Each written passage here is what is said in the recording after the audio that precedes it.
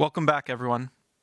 I'd like to introduce Frank Bogovic, a member of the European Parliament who sits on the European Parliament Committee on Regional Development. He'll be our moderator for this conversation on food security and safe food. This panel is organized with the Anton Korosec Institute. Don't forget, you can ask your questions for this panel on Facebook. Over to you, Frank. Thank you. Good morning to everybody. As you said, my name is Franz Bogovic. I'm from Slovenia. That's my second term in European Parliament, and I am Regi, but I'm also Agri member of this committee. Otherwise, at home, I'm also a little bit farmer. I'm apple grower. On our small family, we also have livestock production. So I'm quite close to the topic we will speak today. In my name and in the name of Anton Korosec Institute, I thank you to Marta Centers for this opportunity to discuss extremely important subject of this event. It's not as self-evident as we might think we have enough food available, especially when it comes to healthy food. Since the subject is extremely wide and we have limited time at our hands, we will try to shine light on some important challenges of it and point out some solutions. Allow me present my two co-speakers. So the first is the man of science, Professor Dr. Peter Raspor, Doctor of Biotechnological Science, Professor on Industrial Microbiology and Biotechnology, internationally recognized expert in microbiology, biotechnology and food, and member of many scientific and professional societies. Peter, good morning. And then the second is a man of practice, Marko Ziegler, engineer in wood processing, member of Chamber of Agriculture and Forestry of Slovenia, and farmer, holder of Selected Quality Slovenia certificate in field of cattle and chicken breeding. In European Parliament, we speak a lot about Green Deal, about common agriculture policy. We speak about farm-to-fork strategy, biodiversity strategy. We speak about precision farming and many things which will change our life a lot, and also agriculture sector, and what will influence a lot on food security. This debate will go now on national level, so I will start with the first question, and I would like to set as a challenge for both of you. As it comes to food security in relation to sustainable agriculture, we have to consider at least 4 pillars: food availability, food accessibility, food affordability, and utilization.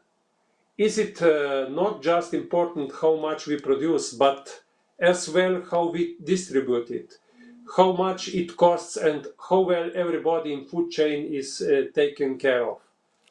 And of course, how aware consumers are what they are really eating. What is your point of view, Professor Peter? It's a pleasure to be with you this morning and to discuss few issues, as was stated already.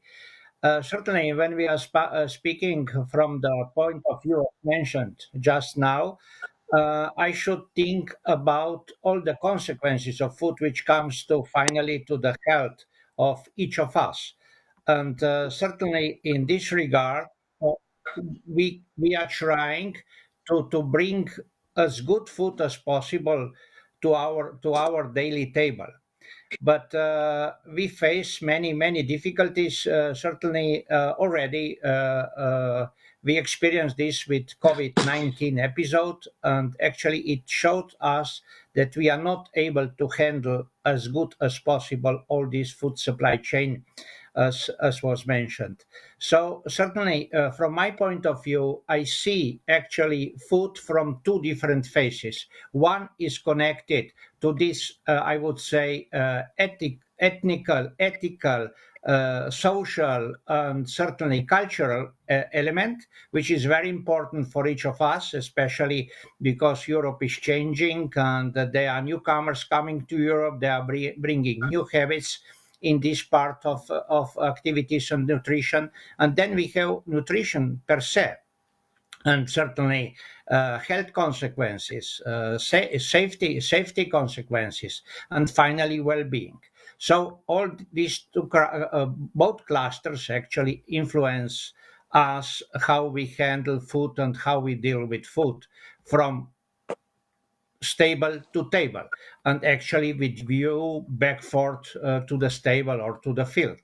And we don't always understand, if I go now to the education, we don't always understand this properly, because in the primary schools we are somehow introduced to food. But when we go later to education, actually, this education about food is not very strong any longer. If we go to secondary schools, if we go to the universities, and certainly this knowledge about food, about nutrition, about health, actually is slowly diminishing.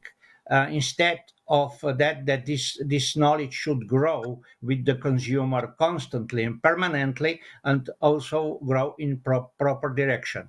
And I believe that we should change certain things regarding education, also in the respect that we start to respect our food, our tradition, and also to pay attention actually to short supply chains, and to understand that we need also actually a lot of fresh food, not over processed food in our daily meals. And when we are closed now in these circles, which are somehow induced also by COVID, actually we started to order food. So we started to enjoy food on virtual way. We take a look to the screen, we see what we are going to get, and then we get it and we eat it.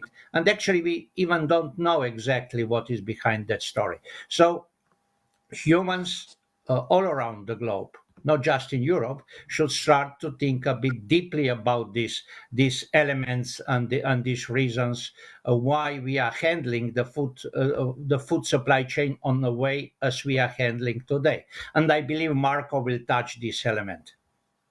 Thank you. Thanks, thanks a lot, Professor. You raised these very important topics: ethical, social, cultural elements on one side, and nutrition elements on another side, and really health, food security from health part of this topic. So, Marco, you are in practice, and what's your view on this basic question about food security? The start. Good morning to everybody. I'm pleased to be here. Thank you for your first questions. I mean that is today European farming systems serve different societal demands. The provision of food remains its primary function. Food security, for example, stable access to affordable food supply of sufficient quality is also an important part of EU farm policy. On the other side, we have many laws, different models of farming, such as sustainable and eco-friendly farming, farm to fork strategy, Green Deal, etc. As a farmer, I have often asked myself what the most important mission and task of all of us working in agriculture from the primary food production point of view. These questions come at a time when the agri-food sector has been severely impacted by the COVID crisis, which put European food security to test and endangers the life and existence to many farmers. How we have reached an important turning point that EU member states find the right balance to transform its food system. I think that is ensuring a sustainable food supply chain and food quality is very important for the development of agriculture in the future. All partners in this chain, like farmers, agri-food industry, trade networks in the food supply chain should be aware that the weakness of one of the partners affects the whole chain. I see this thing differently. Primary agricultural production is much more exposed than other partners in this chain, like agricultural food industry and trade networks. This is the reason for the strong connection between all partners in the chain and the search for opportunities to mutual cooperation and connection of the entire chain in the future. This is very important. The farm to fork strategy is an excellent multi-area model to guide the implementation of the EU's common agricultural policy in the future. Implementing new agricultural policy directives and different agricultural strategies, we often encounter many paradoxes and contradictions. However, the different agricultural strategies do not take into account the current situation and all the challenges posed by the livestock sector. Thank you, Marco. Thank you. Thanks a lot. I think you really mentioned things which are very important, that these things are very connected, and decision on European level influence a lot on farmers, and this relation in supply chain are sometimes very important. And I will continue with second question, and there are many risks for food security. They come in relation to human factors. We all know that population growth is very big, not in Europe, but worldwide. We know, especially Africa, where is also demand for food very big. On another side, if we are close to these human factors, we all know that in Europe, farmers are older and older. One third of farmers are older than 65. So it's very important topic about this human thing, how it will influence on the food security. The second are these physical factors, all we speak about and all we feel climate changes. As I said, I'm apple producer, and apple growers, and not only apple growers, many sectors suffered this spring after this big frost, and we have a lot of problems. And other things are connected with soil quality, agri-sector influence on the quality of soil, and on another side, we see that overgrowing of agriculture land and the other forms of land use are very important. There are a lot of things that people want to build roads or other things. We can speak also about price settings, genetic modification of plants, interrupted trade routes. Here we can also touch to trade agreements which Europe has, and it means that there are many reasons which will influence on this food security. So perhaps you can answer me in this direction. I don't know. Again, we start with Professor Peter Aspor. Thank you.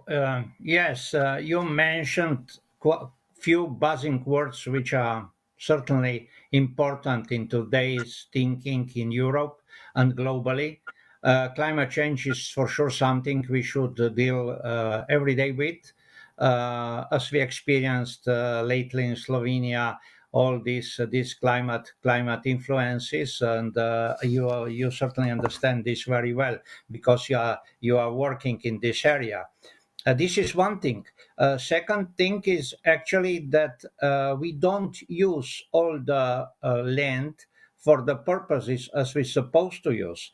And third thing, which I see, which is connected, is actually introduction of GMOs. So, as I'm coming from biotechnology sector, I would like to state a couple of words in this direction directly.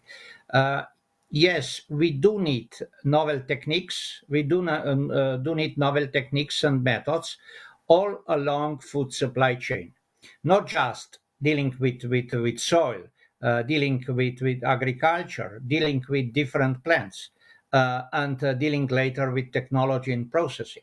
But speaking about GMOs, I certainly support activities on that area for two reasons. One reason is that we are more productive, but second reason is also that we are understanding more deeply our traditional varieties and traditional foods which we do have in Europe. Some of them, I would say, is already forgotten foods, and with this approach, we might be able to recover some of those old varieties which are very fine in terms of nutritional values, but actually their productivity is not high enough that agriculture, I would say conventional agriculture, would be willing to take over. For that reason, I believe that genetic understanding of these plants is very essential. And then, from that point of view, actually, it can go to the primary production and enter secondary production, and maybe come directly to our table, even without processing for some of those foods which we do have traditionally in Europe, but they are actually ignored somehow. And I believe that we should work on this area very strongly, and we should bring these varieties back. Second thing is that we have those varieties which were actually more robust than today modern developed varieties. And since we are facing this tragedy with freezing each spring in Slovenia already couple of years, actually maybe we should start to think to go back to some of those robust varieties and to use them for food production. Maybe just these two comments for this very moment, not to be too long. Yes, thanks, Professor. We are limited by time, but you raised very important topics which are connected with innovation and fact-based debate. Sometimes I think that debate are more ideological than fact-based, and I think that if we want to answer on this question on climate changes and how to and farmers what they must do to be protected against this, it will be very important for that we support innovation and then transfer of this technology and also fact-based debate, not ideological debate. You want to raise something if I see? Yes, certainly. Certainly, I totally agree with what you stated. But still, coming back to this point, I would like to say that we need to use this what we have. Now we are importing actually bananas and all these things, but we have our I would say traditional, very ancient fruits in Europe, which is not used for the purpose, and actually the supply chain would be much shorter. I'm not against bananas, but on the other hand, actually, I see Europe as so diverse in this potential that we should not really ignore that, because we are really belonging to different cultures, and different cultures, Thanks. they have long tradition of all these uh, if I touch fruits, but there are also vegetables which are traditional and so on. And I believe that we should start to teach people again, that they would be aware that this exists. And I believe that young farmers, they are entering to this field, they should be also taught about these things on the way, that we would encourage them to start to work on these areas. Thanks again. Local production and seasonal food, two important topics which what we sometimes forgot. Marco, your opinion. From my side, I think that is traditional farm management favorite a range of landscapes, habitats, plant and animal species, For the last 40 years, it has been replaced by a rapid industrialization of agriculture characterized by a widespread intensification of farming methods. This has resulted in specialization of of larger farms, increased use of pesticides and fertilizers and feed additives. Concurrently, remaining smaller farms and agricultural land have been subjected to abandonment. This results in socio-economic changes in the rural communities. They have caused a significant decline in biodiversity, which includes genetic diversity of crops and livestock. This affects, I think, in Europe's environment. The demands of the global market are also very important. I would like to draw attention to the active monitoring of development of the model farm to fork and the need to build such a tool then can be implemented in practice. Let the model not be another bureaucratic matter that is not feasible in the practice. This is also very important. There are a lot of contradictions to the mentioned strategy. Active work should be done to improve the model. Let me list a few basic paradoxes and contradictions in all these models. In the first paradox, I think that is very important also in the field of economy. The farm to fork strategy suggests a gradual reduction in the European livestock sector. It could lead to meat imports from other countries where the impact of food production or on climate changes is significantly larger and often knows no boundaries. This would increase global air pollution. However, the economic effect of imported meat must take into account its impact on the entire livestock sector and consequently its connection to more than 10 other sectors, which means endangering not only some but the entire agriculture. The second paradox is scope of land use. There is a general belief that the presence of livestock on fertile land makes it impossible to produce crops for human consumption, but this is really not true. The third paradox is environmental area. By maintaining livestock farming, farmers also invest in land protection, thus preventing abandonment, degradation, and loss of biodiversity. However, in Europe, livestock farming we know is responsible for 7.2% of greenhouse gas emissions, which is much more efficient than the global average of 14.5%. The fourth paradox is animal welfare. European animal welfare legislation is one of the most advanced and comprehensive in the world. This we know. If we stop at raising livestock in Europe and import meat from other continents, we might wonder under what circumstances the animals will be bred. The farm to fork strategy should not be universal, but should allow adjustment related to key challenges of each EU member state. All of the above raises a number of questions about shorter supply chain, where it will be necessary to find an appropriate way of action that will bring stability to European food system and a significant degree of independence from global agriculture. Uh, Thanks a lot, Marco. You tackled very important topics which are part of this farm to fork strategy, and this is strategy which is beside CAP and influence on future CAP and also on conditions for work. And I will raise two questions. First, Marco, to you. In this strategy is very important part also the relations in food chain.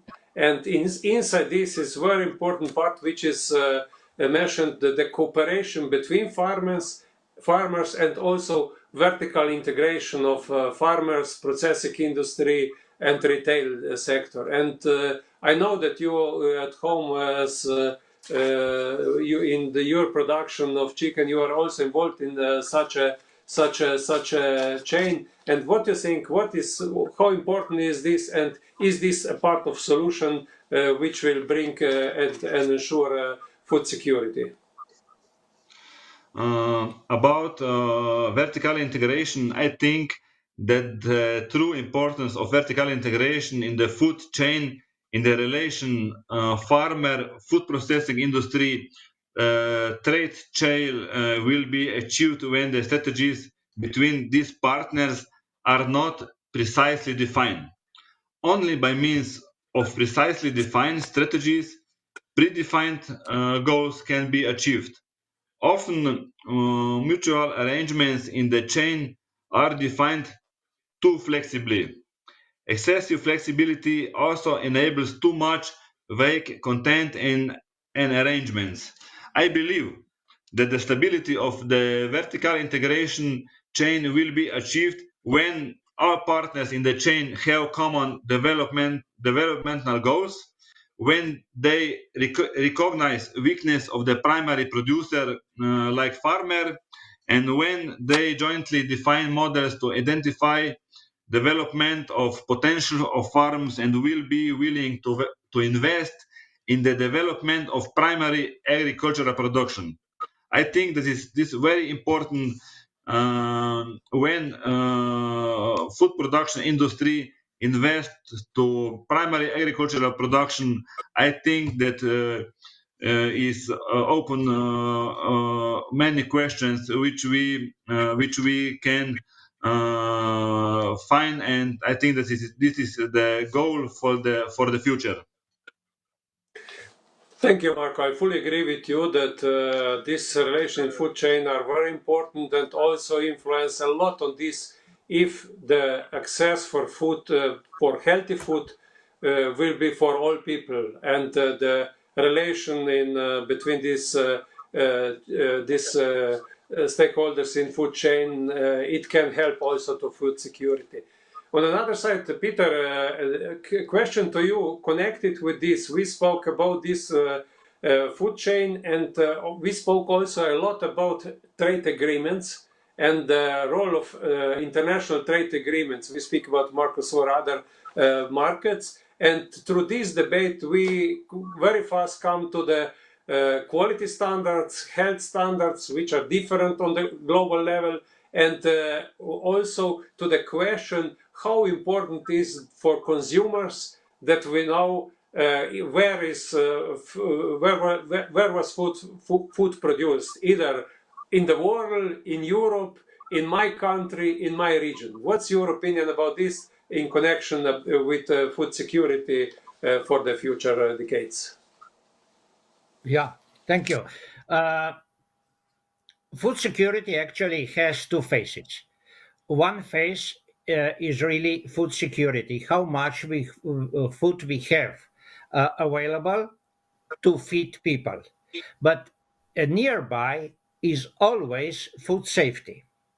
And we speak about these two elements. Okay, this is what we normally speak, and we in Europe, speaking from the perspective of Directive 178 from 2002, actually we made the system which gives us a full view on production, on processing, and supply from the point of view of food safety, and we consider European food safety system as very safe system. This is regards to what we produce in Europe, but also what we import to Europe. and we speak about that, and we are certainly able to detect all actually weak spots on this area. But when we ask ourselves question about fresh food, about how fresh is food really, then certainly we still don't have all the answers. Let me just make small example. We are producing cakes, okay, and then we put best before on the cakes which are produced, but we don't ask ourselves how old was flour which was used in that production. So certainly speaking about actually freshness of some foods within food supply chain, there are many questions. We go to supermarket, we are buying food which is already on the way from somewhere for 2 weeks or 1 week or even more, but actually is sold as fresh food. And I believe that we should really start to educate consumer to understand that fresh food, really fresh food, can be from the shortest food supply chain. From the long food supply chains, you cannot get really fresh food. Okay, it's still safe. It's certainly edible. Is digestible.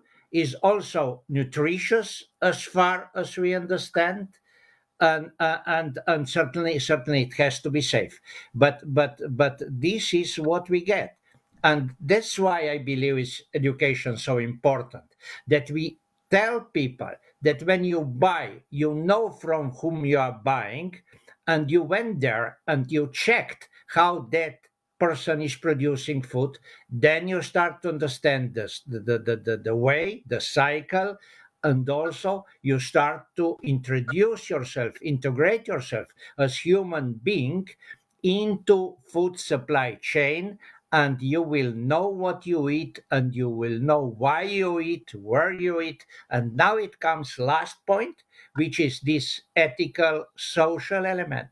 Always when we eat food, we should not eat in front of the screen, as I started in my first discussion, but we should eat in the front of our friend, of father, of child, in near circle, cultural circle. And that's it's very important when we are speaking about food. Thank you, Professor. Thank you, Marco. Our time is running out quickly. I think it's time that we will give the floor also back to Tel. Before this, I can just conclude what we in one sentence. Thanks to European farmers, thanks to 60 years of CAP, there is no hunger in the Europe. But in front of us are very challenging decades. Many changes will be there, and it will be necessary to take care about food security. We try to open a few aspects about this. I know that there are also other questions, and Tel, please help us and raise the question if there exists any question from the auditory or from the you. Thank you, Franz. Indeed, there are some questions. One of our viewers asks, on the matter of innovation, how can the EU become a pioneer in agricultural innovation for food production so as to secure the protection of European biodiversity? And the second question asks, how will the farm-to-fork strategy support farmers and fishers in their efforts to produce fresh food for consumers while simultaneously preventing over-regulation in terms of sustainability? Thanks for both questions. I suggest on the first question to ask Professor to answer and Marco on the second question. Professor, innovation pioneers biodiversity. Yeah, good. I mean, this is question for a whole afternoon. But let me say this: uh, when we start to educate our consumers, and they are aware that we have certain foods, certain fruits, certain vegetables in European space, then they will start to eat them. maybe we should teach them also how to enjoy these traditional fruits which we already forgotten. But still we are able to do that. We should do that, and this is part of our culture, and we should really build on that issue. Regarding regulation, I believe that European regulation is good enough, but as you stated, is very dangerous to overregulate it. Look how we have these activities with traditional foods. We have these schemes, and then let me just illustrate something on pumpkin oil. Pumpkin oil is actually in Slovenia, in Austria, in Steiermark, in Hungary, and in Croatia. And each of us, actually, we are working on protection of that. We should coin really very strongly that we are speaking about this protection, that protection would be regional, not really divided by states, because with that actually we are simply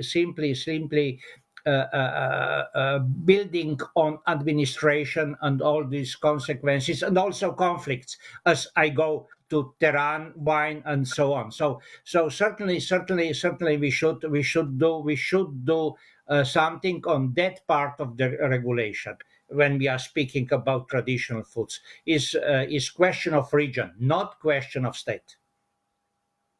Thanks, Professor. In Slovenia, we are very good in this. In Slovenia, we are known from these conflicts, from Kreiner sausages, from Tehran. But there is the case. Prosciutto. We have Isterski prosciutto, Slovenia and Croatia together. So there are some possibility, and it's good proposal. Marco, you spoke about overregulation in connection with farm to fork, and we got also question this topic. How can you elaborate more about this? And also how you feel this overregulation? Yes, my opinion is that food system cannot be resilient to crises like the COVID-19 pandemic if they are not sustainable.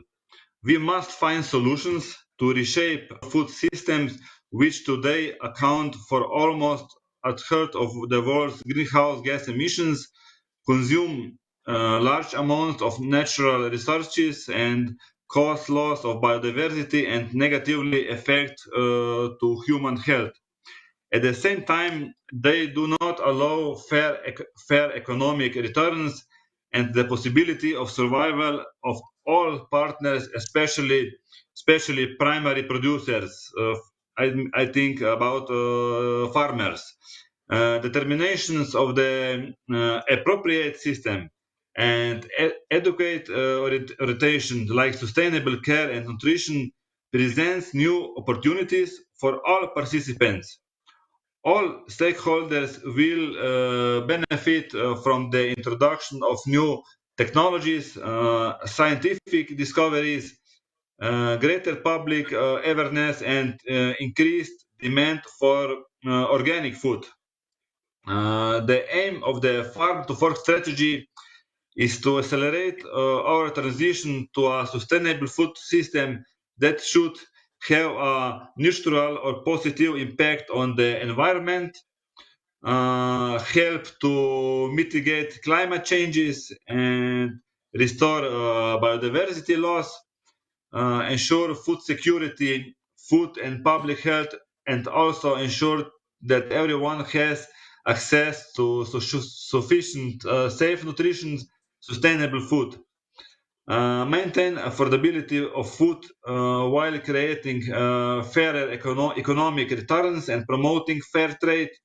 It is important to enable and accelerate the transition to a fair, healthy, and environmentally friendly food system, providing advisory services to farmers, the possibility to take advantage of different financial perspectives, as well as feedback on research and innovation results.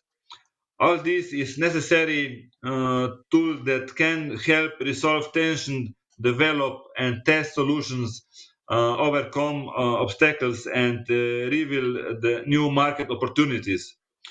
We must have a common goal where we will significantly reduce the use and risk of chemical pesticides, the use of fertilizers, and increase the number of agricultural land in organic farming. We must also work to improve animal welfare, protect plant health, and promote the adoption of new green business models, the circular economy, and the transition to sustainable development. Thank you, Marco. A lot of challenges in front of us, and as it was in question, it will be necessary to take care about overregulation. Professor, you want to add something? Yes, indeed. Marco stated very clearly, and he introduced with his speech all essential buzzing words and keywords which are today in our discussions. But we will not be able to move further without deep research on that area. We will not start to do really deep research on that area and to introduce this research not just on a basic way, but also on applied scale. We will not be able to handle all these novelties and to bring them to real practice. So we need really to do all this administrative part and bring them also to research part. But I would like to add something. Speaking about, let's say, our Slovenian unique attitude regarding food, as I started from the beginning, from the safety and healthy point of view and nutrition point of view, we do perform very well on the primary education and also in kindergarten regarding with these Slovenian food days and all these activities that we make aware our kids actually aware where food is coming from, what is important with food, and they enjoy this Slovenian breakfast and all these things. So on that level, actually, Slovenia is very good example how we handle. We don't have many countries in Europe that would handle these things on such a way. But when we go later, when we go to secondary education, when we go to university, and when we go to educating parents how they should handle kids, actually here is a lot of room for improvements, and we should really start to think about that, because after making this circle we will be able to understand where food is coming from, and we would go and collect our fruits on the farms directly and bring home. And when we'll come to that level, that means that our food supply systems in Europe really live very full life. Thanks a lot. We can add also B-Day, which were initiated by Slovenian, and the role of pollinators. The whole chain is important, from kit to innovation, research, application, transfer of knowledge. I think that our time is running out, so before I give the floor back to Tel, in 15 or 30 seconds, Marco, you want to point out something more? Yes, we still have many methods about organic farms, and I think that is my opinion is that we in Europe area, I think that is EU member states must find the right balance to transform its food system. I think that is very important, and also we must find strong connection of the entire chain in the future. Thanks a lot. Organic farming, another topic, 25% goal and other things. So I think that's what we can set in 45 minutes. We could continue, but the time is over. And Tel, the floor is yours. Thank you for your input, gentlemen. And now, dear viewers, for the final moments of this year's Net at Work, please join me in welcoming Bettina Rausch, President of the Political Academy of the Austrian People's Party, who is joining us online to deliver her closing remarks. President Rausch, the floor is yours. Thank you very much. Welcome to my home office. We are in the middle of a lockdown again where I live in Austria. So I hope you're all doing good. Good afternoon. Preserving our European house, healing our societies. That's the motto, or was the motto, I should say, of this year's Net at Work. The overall topic we discussed in the last 4 days. Of course, the corona pandemic is still the main issue we have to deal with, individually as well as in governments, I should say. Europe and the whole world faced challenges we have not seen in decades. People got ill, gravely ill to a large extent, unfortunately. 3 million people died all over the world. And our economies, they came to a halt. Jobs got lost, at least for the time being.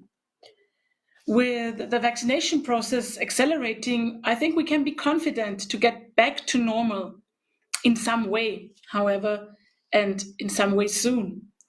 In these days, all the projects for the European Recovery Fund, they are to be finished. And the conference on the future of Europe started. I think more and more we can now think of issues or about issues and discuss about issues we have to deal with after the pandemic. And so we did in the last 4 days. In 8 panels, we discussed a wide range of future issues. Of course, the Green Deal and a smart Green Europe, they were one of these topics. As often as not, subsidiarity and the role of municipalities were reflected. We also had an eye on our southern neighborhood. We emphasized the concerns and desires of women, and we focused on health policy and on food security in the last panel we could all watch and be part of. 4 days of inspiring discussions, they come to an end now. And I very much like to thank all the partners in this wonderful project. It was you who made all of this happen. 10 foundations and think tanks from all over Europe, they were part in this year's Net at Work. 30 experts and speakers joined us and they shared their views and their thoughts and their experience and expertise with us. It was a pleasure having you all. Thank you very much. Many thanks especially to our very distinguished partners, the Konrad Adenauer Stiftung and the Hans Seidel Stiftung. Thank you again on this occasion for our fruitful partnership, Hardy Austria and Markus Ehm and your teams in Brussels. And finally, a big hand of applause from Austria to the Martin Center and from all of us. Thank you so much for organizing, for coordinating, for hosting this outstanding event again. As a digital edition for the second time, but I can say, or let's say, now we are finally familiar with all of that and all the tools coming with it. So thank you very much, Nicolas Tscherinda, Tommy Huttanen, Roland Freudenstein, and everybody on the team of Martin Center. And to all of you, thank you for participating in this year's Net at Work. It wouldn't be the same without you and with people who take part in the discussions and take away some takeaways for their work after all. Together with all the partners, I really do hope to see you again next year, and I really do hope to see you in person next time when we can all travel and meet again in Brussels. Let's make this possible together, so let's get vaccinated, stay safe and stay healthy, and see you again next year. Thank you, President Rausch. And with that, Net at Work 2021 comes to an end. I'd like to thank our audience for joining these interesting and insightful discussions over the past 4 days and for submitting such good questions online. I would also like to thank all of our moderators and guest speakers whose exchanges of ideas and viewpoints truly make Net at Work what it is. Thank you to our partners in this endeavor, the Konrad Adenauer Foundation European Office, the Hans Seidel Foundation Brussels Office, and the Political Academy of the Austrian People's Party. Finally, a big thank you to our member foundations and all my colleagues from the Martin Center, whose hard work made this possible despite the circumstances. Follow us on social media to stay informed about all our activities and products. We've got big things in store. We hope to see you again next year for another Net at Work conference. Until then, stay safe.